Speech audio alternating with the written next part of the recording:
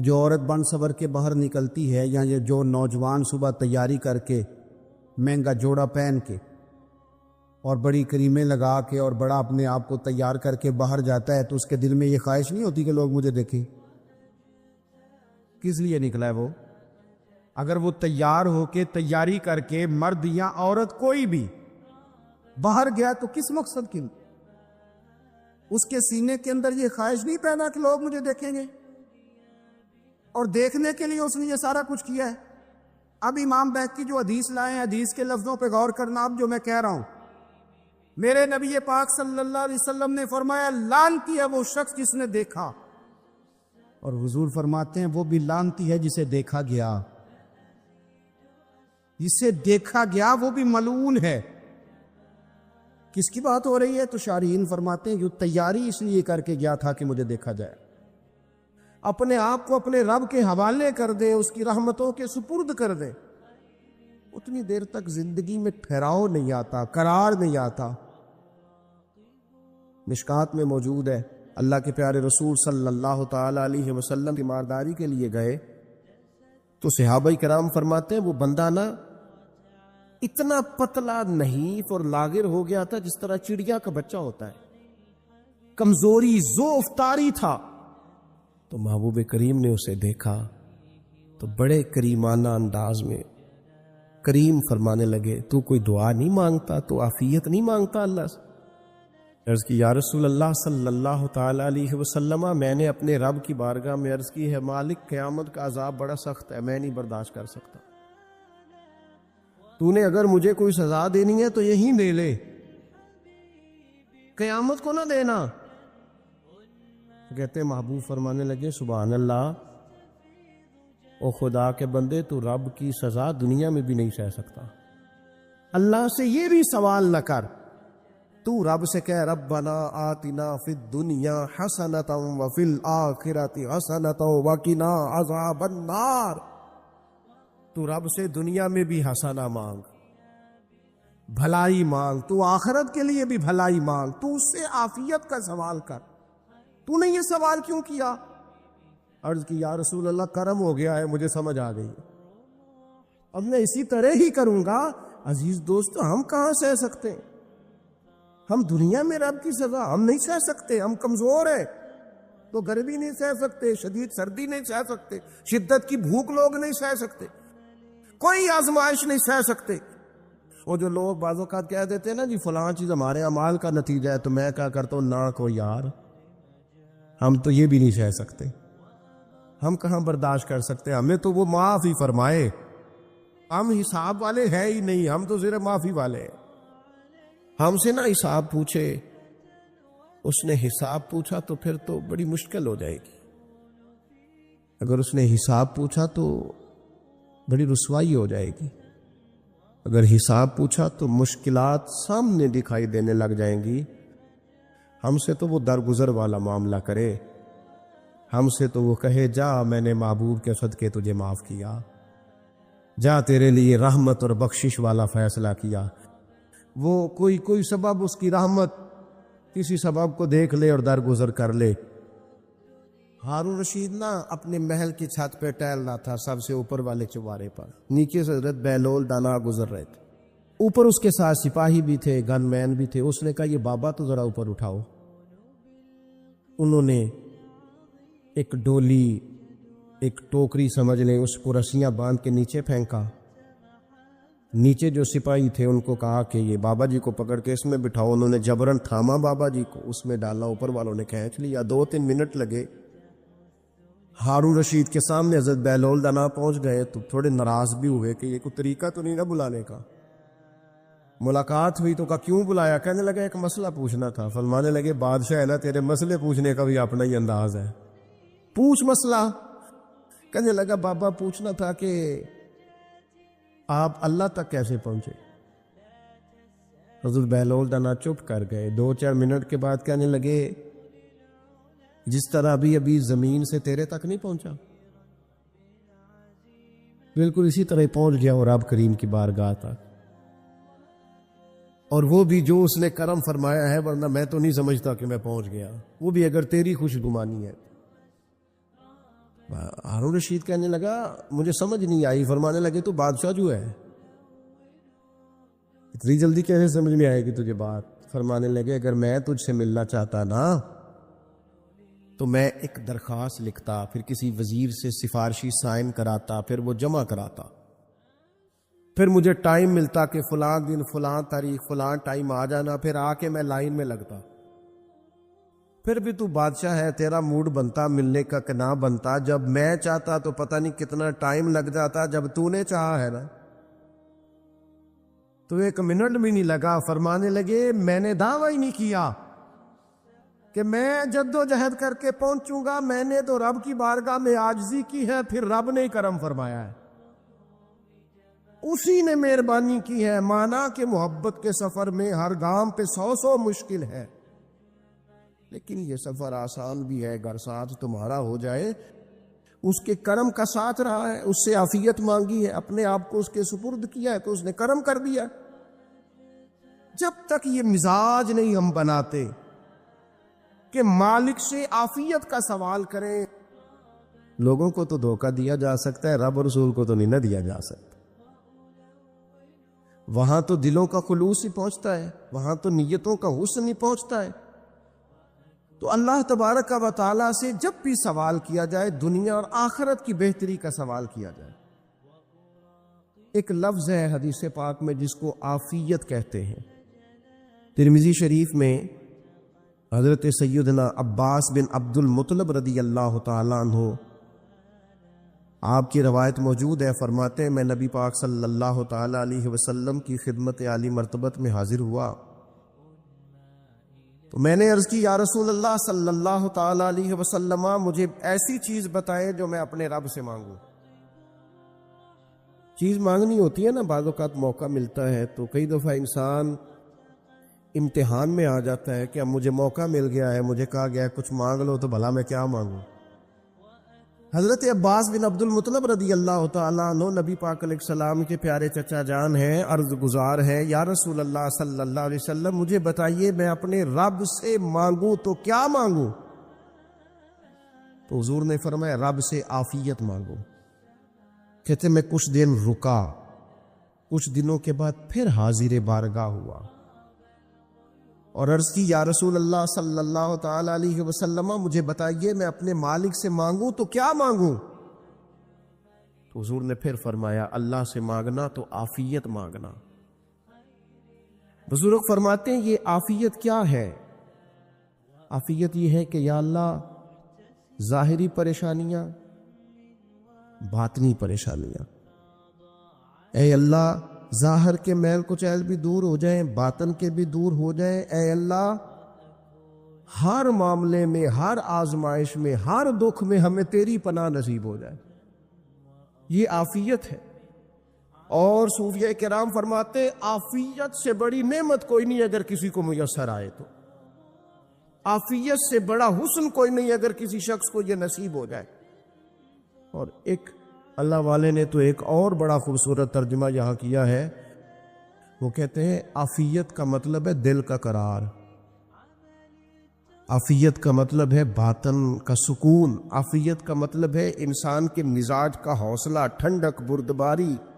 اس بندے کو عافیت نصیب ہو جاتی ہے گویا اللہ اسے سکون کی دولت عطا فرما دیتا ہے. تھوڑے پیسوں میں بھی سکون، بغیر شہرت کے بھی سکون، کوئی بات مان لے تب بھی سکون، کوئی دھتکار دے پھر بھی سکون، لوگوں کی گڈ بک میں ہو پھر بھی سکون. اور اگر لوگ سارے مخالفت میں آ جائیں تو چونکہ اللہ نے عافیت دی ہے پھر بھی سکون. اللہ تعالیٰ نے ان لوگوں کو قرار کی دولت، اللہ سے عافیت مانگی جائے. اس میں دنیا کی بھی بھلائی شامل ہے، آخرت کی بھی بھلائی شامل. نبی اکرم صلی اللہ تعالی علیہ وسلم توجہ دلاتے کہ اللہ سے تم عافیت مانگو، ہمارا نہ جی. کیونکہ سب سے بڑا مسئلہ روحانی تربیت کا ہے. ہمارے ہاں باتیں ڈھیر سارے لوگوں کو آتی ہیں اور بہت زیادہ آتی ہیں. منصوبہ بندی کرنا، پلاننگ کرنا، اپنے معاملات کو خود سے کیسے لے کے چلنا ہے، کیسے ٹھیک کرنا ہے، اپنے حق میں دنیا کو کس طرح قائل کرنا ہے، یہ ڈھیر سارے لوگوں کو آتا ہے. اور اپنے حق میں دلائل کس طرح قائم کرنے ہیں، اس میں بہت سارے لوگ خود کفیل ہوتے ہیں، انہیں کسی سے مشاورت کی بھی ضرورت نہیں ہوتی۔ لیکن اللہ کی بارگاہ سے اپنا رشتہ کیسے جوڑنا ہے، مالک سے کرم کا سوالی کس طرح کر کے ہونا ہے، اللہ سے عافیت کا سوال کیسے کرنا ہے، یہ چونکہ روحانی تربیت میں ہمارا مزاج نہیں ہوتا، لہذا ہم اس طرف جاتے نہیں۔ ہم وہ اپنی مرضی کی چیزیں، یعنی وظیفہ پوچھ کے گئے ایک صاحب، کچھ عرصے کے بعد آئے ہیں تو آ کے کہتے ہیں مولانا صاحب، پیر صاحب یا قاری صاحب یا فلاں صاحب، کسی سے بھی پوچھ کے گئے، کس چیز کو نیک آدمی جانا، پھر لوٹ کر آ کے کہتے ہیں کہ آپ نے وظیفہ بتایا تھا پر کام کوئی نہیں ہوا۔ تو میں تو صاف کہتا ہوں اور کھلے دل سے کہتا ہوں کہ بھائی وظیفہ آپ کو بتایا تھا کہ اللہ کی رحمت متوجہ ہوگی، خدا کی رحمت کو آواز دینے کے لیے وظیفہ دیا تھا۔ کوئی بھی وظیفہ رب کو مجبور تو نہیں نہ کر سکتا معاذ۔ اور وظائف کس لیے پڑھے جاتے ہیں کہ جلدی سے معاملات ٹھیک ہو جائیں، میرے حق میں چیزیں بہتر ہو جائیں، تو اللہ کی رضا کے لیے پڑھے جاتے ہیں۔ تو وظائف کو، عبادات کو، نوافل کو، تلاوت کو، درود پاک کو تو رضا الہی کا ذریعہ بنانا چاہیے۔ لیکن ہم چونکہ ایک پورا الجھاؤ رکھتے ہیں اپنی دنیا داری کے معاملات سیدھے کرنے، ایک پورا خیر رکھتے ہیں، وہ لوگ ملتے رہتے ہیں مختلف بزرگوں کی نسبت کے تعلق سے، تو بعض جگہوں پہ بعض لوگ بڑے تیز ہوتے ہیں، یعنی ان سے آپ کی ملاقات ہوتی ہے تو بندے کو محسوس ہوتا ہے کہ یار اسے تو پہلے ساری باتوں کا پتہ ہے، اور کئی دفعہ ان سے ملنے کے بعد احساس ہوتا ہے کہ یار اس سے تو تھوڑا سی ہی لیتے تو بہتر تھا، یہ تو بات بڑی آگے نکل گئی ہے۔ سارا پتہ ہوتا ہے، باشعور ہوتے ہیں، لیکن ڈر آتا ہے اللہ سے۔ اتنا باشعور آدمی، سمجھدار، پنچایت، پریا، لوگ، دین، دنیا سارا پتہ ہے، نماز کا ٹائم آ گیا تو وہ چھپتا پھرتا ہے، اس کی طبیعت پر بوجھ بن رہا ہے معاذ اللہ اللہ کے حضور حاضر ہونا، اسے خیر کا کام کرنا پڑ رہا ہے تو وہ ادھر ادھر نکلتا جا رہا ہے۔ تو سوال یہ ہے کہ پھر یہ شعور کا کیا مطلب رکھا ہوا ہے ہم نے؟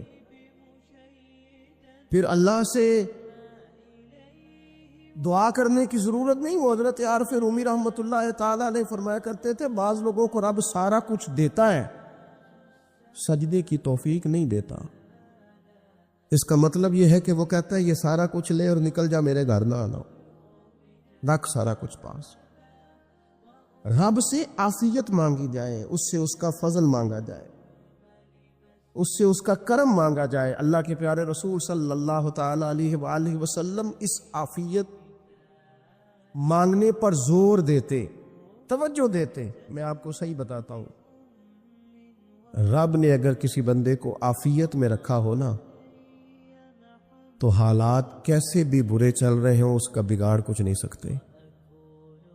اور اللہ تعالیٰ معاف کرے 100 دفعہ خاکم بدہن، اگر کسی وقت اس کے کرم کی نگاہ پھر جائے تو پھر سارے اسباب سمیت بھی انسان اپنے پیروں پہ کھڑا نہیں رہ سکتا۔ اس سے جب تک طلب کرم نہیں ہوتا، طلب عافیت نہیں ہوتی، اس کی بارگاہ سے جب تک بندہ مومن پورا رجوع نہیں کرتا، یہ عافیت اتنی اعلیٰ چیز ہے کہ نبی پاک علیہ السلام نے فرمایا اذان اور اقامت کے درمیان جو وقت ہوتا ہے اس میں دعائیں رد نہیں ہوتی۔ دعا مانگا کرو گے تمہاری اللہ اپنے فضل سے قبول کر لے گا۔ عرض کی یا رسول اللہ کیا مانگے؟ تو فرمایا عافیت مانگو رب سے۔ حضرت انس بن مالک حدیث کے راوی ہیں رضی اللہ تعالیٰ عنہ، یہاں بھی فرمایا یہ عین قبولیت کا ٹائم ہے، اب اللہ سے عافیت مانگ لو، اس کی پناہ۔ ہم دعاؤں میں بھی محدود ہو جاتے ہیں، رب دا طالب کوئی نہ ملیا، جو ملیا طالب زردہ ہو، دعاؤں میں بھی حد بندی۔ بعض اوقات بچے بھی تربیت کرتے ہیں نا، ایک مولانا ہے، ان کا خیال ہے کہ انہوں نے مجھ سے کچھ پڑھا ہے، تو کبھی کبھی استاد جی کہہ دیتے ہیں، بہت پرانی بات ہے، انہوں نے مجھے فون کیا کہ اگر آپ ابھی تشریف لائیں، تو میں نے کہا پتر دعا مانگ اللہ کو چھوٹی جی گڈی دے وے۔ تو اس بچے نے میری بڑی تربیت کی، کہنے لگا استاد جی اللہ کو لو منگنی یہ تو بڑی ساری منگو، آپ نے محدود کیوں کیا کہ بھئی یہ چھوٹی سی اللہ گاڑی کیوں اللہ چھوٹی دے، رب دے تو بڑی دے، اور رحمت سے دے، اللہ سے مانگنی ہے نا جی۔ ہم تربیت نہیں لیتے۔ میں نے اس کا شکریہ ادا کیا، میں نے کہا بیٹے تو نے بڑی سونی بات کی، اللہ تجھے اس کا اجر عطا کرے، اللہ تجھے برکات عطا کرے۔ اگر آپ نے سیکھنا ہے تو پھر آپ سیکھ لیں گے، اور اگر نہیں سیکھنا تو پھر یہی کہنا ہے ساری عمر لنگی بندہ کو نہیں ملیا، چونکہ مزاج نہیں ہے نا سیکھنے کا، اس لیے پھر ملا ہی کوئی نہیں، پھر ساری زندگی کو میسر ہی نہیں آیا، کسی نے نصیحت ہی نہیں کی، کوئی آنکھوں کو بھایا ہی نہیں، خود ہی بڑے سیانے تھے، خود ہی بہت بڑے تھے، اپنا قد بھی بڑا اونچا تھا، سب ٹھگنے چھوٹے اور کمزور اور بوڑے نظر آئے۔ عزیز بھائی، جب عافیت، ایک بزرگ تھے ہر وقت اللہ سے عافیت مانگتے تھے، ہر وقت اللہ سے عافیت مانگتے تھے، ہر وقت عافیت مانگتے تھے۔ لوگوں نے پوچھا، لوگ ان کو صالح جانتے تھے، نیک سمجھتے تھے، کہ حضور آپ اور کوئی دعا مانگتے نہیں، عافیت ہی مانگتے ہیں؟ فرمانے لگے میں مانگا کرتا تھا شروع میں، بعد میں خیال آیا اور بھی دعائیں مانگا کرتا تھا، یہ احساس بعد میں نصیب ہوا۔ فرماتے میں مزدوری کرتا تھا، مال برداری کرتا تھا، ایک جگہ پہ ڈیوٹی کر رہا تھا تو تھک گیا، اور وہ جو کام لینے والے لوگ تھے ان کا رویہ بھی بڑا ترش تھا، تکلیف ہوئی، تو میں نے اپنے مالک کی بارگاہ میں عرض کی، مالک اگر 2 روٹی بغیر مجھے مشقت کے مل جائے دن میں تو تیری بارگاہ تو بڑی کریم ہے۔ کہتے ہیں میں نے یہ دعا مانگ لی، ذرا میں تھوڑا آگے بڑھا تو 2 بندے آپس میں لڑ رہے تھے، میں ان کی صلح کرانے کے لیے، انہیں بچانے کے لیے آگے بڑھا، تو میں جس کو چھڑا رہا تھا دوسرے نے میرے اوپر ضرب لگا دی، میرا بھی سر پھٹ گیا۔ تھوڑی دیر کے بعد وہاں پولیس آ گئی، وہ تینوں کو لڑنے والا سمجھ کے اٹھا کے لے گئے، مجھے جیل ہو گئی، 2 روٹیاں بغیر مشقت کے روز ملنی شروع ہو گئی۔ دعا مانگی تھی نا کہ یا اللہ 2 روٹیاں مل جائے نا بغیر مشقت کے، کہتے وہ 2 روٹیاں روز ملتی، کوئی کام نہیں کرنا پڑتا، پر جیل ہو گئی۔ فرماتے میں بڑا پریشان تھا، روز روٹیاں پابندی سے آتی اور بہترین آتی، کھانا ملتا۔ پھر کچھ عرصے کے بعد میں نے سوچا کہ یار یہ دعا تو قبول ہو گئی نا تیری، اب تو اگر اس پر کوئی الگ بات کرے گا تو وہ تو غلط کرے گا۔ کہتے پھر خود ہی میرے دل میں اللہ نے بات ڈالی، اور میں نے عرض کی مالک 2 روٹیاں نہیں، مجھے تو عافیت چاہیے، مجھے تو عافیت دے، میرے اوپر تو کرم فرما، تو نظر رحمت کر، جے ایک قطرہ بخشے مینوں، جے ایک قطرہ بخشے مینوں تے کام بن جاندا ہی میرا، مہربانی کر عافیت عطا کر۔ فرماتے پھر خدا نے کرم کیا، کہاں سے اسباب بنے میرے جیل سے چھوٹنے کے، کون کون میرے ضمانتی بنے اللہ ہی جانتا ہے۔ فرماتے ہیں دروازے بھی کھل گئے، رزق بھی ملتا ہے، صحت بھی میسر ہے، سجدہ بھی کر لیتا ہوں، سویرے تلاوت بھی کرتا ہوں، شام کو مدینے والے کی بارگاہ میں راج کے درود و سلام بھی عرض کرتا ہوں، میں ممکن ہوتا ہے تو کسی غریب کی داد رسی بھی کرتا ہوں۔ اب سمجھ آئی ہے، ربنا آتنا فی الدنیا حسنۃ وفی الآخرۃ حسنۃ وقنا عذاب النار۔ اب سمجھ آئی ہے رب سے جب بھی مانگنا ہے عافیت ہی مانگنی ہے، اس سے کرم مانگ۔ ہم نے محدود دعائیں رکھی ہوئی ہیں، محدود، وہ جی فلانا کام میرا ہو جائے تو بھئی وہ ایک ہو گیا، اس کے بعد پھر نئی ٹینشن بن جائے گی، نہیں میں جی بچوں کی شادی کر لوں جی پھر میں فارغ ہوں۔ آپ شادی کر کے دیکھیں لاگو پتہ جائے گا کیسے فارغ ہوتے ہیں۔ آپ یہاں رکتے کیوں ہیں؟ آپ خدا سے عافیت کیوں نہیں طلب کرتے؟ اس کی بارگاہ سے وہ کیوں نہیں مانگتے کہ جو ایک قطرہ ملے تو دنیا اور آخرت کے سارے کام ہو جائے؟ اس سے اس کی رحمت کا سوال کرے، اس سے اس کے کرم کا سوال کرے۔ اللہ کی بارگاہ میں بھی حاضر ہونا اور جچی تلی اور جناب ناپ تول کر اور محدود چیزوں کا سوال کرنا، مالک سے مانگے، اور وہ جب دیتا ہے تو دیتا بھی بے حساب ہی ہے۔ وہ جب عطا کرتا ہے تو کرم کے دروازے کھول کے عطا کرتا ہے، ورنہ تو ایک الجھن سے انسان نکلتا ہے دوسری میں الجھ جاتا ہے، ایک گتھی کو سلجھاتا ہے۔ پھر اقبال رو پڑے تھے، کہنے لگے میں عقل کی گتھیاں سلجھا چکا ہوں، یا رب مجھے صاحب جنوں کر دے، اللہ یہ بڑا میں نے ہیر پھیر دیکھ لیا، مجھے دیوانہ بنا، اب مجھے جنون ہو، اب میں کسی کے لیے رویا کروں، اب میں کسی کی یاد میں تڑپا کروں۔ حضرت اویس کرنی رضی اللہ تعالیٰ عنہ کرن کے رہنے والے تھے، دور رہ کے۔ ہم لوگ نا دور یہاں سے آواز دیتے ہیں کہ یا رسول اللہ کوئی سبب لگ جائے تو ہم مدینہ شریف حاضر ہو جائیں۔ میرے اصحاب رحمۃ اللہ علیہ فرمایا کرتے تھے جو دور رہ کے بھی نبی پاک کی صحیح بات مانے نا، مصطفیٰ کریم اسے وہیں دیدار عطا کر دیتے۔ شرط یہ ہے کہ مانے صحیح کر کے، دور رہ کے۔ دلیل کیا ہے؟ حضرت ویسے کرنی تو پاس رہے ہی نہیں، لیکن محبوب کے طریقے پر صحیح کر کے عمل کیا، نبی پاک علیہ السلام کی سنت پر صحیح کر کے عمل کیا، حضور کی باتوں کو صحیح کر کے مانا۔ قریب نہیں تھے، کرن میں تھے، دور تھے، لیکن میرے محبوب نے بٹن کھول کے یمن کی طرف چہرہ مبارک کر کے ٹھنڈی سانس لے کے فرمایا ادھر سے نا مجھے رب رحمان کی خوشبو آتی ہے، ادھر سے مجھے رب رحمان کی خوشبو آتی ہے، بھائی تو بات مان، تو جہاں بھی ہے۔ حضرت اویس کرنی رضی اللہ تعالیٰ عنہ مسلمان ہوئے، بڑا دل چاہتا تھا حضور سے ملنے کو، آئے بھی 2 دفعہ، آپ نے باتیں سنی ہوئی۔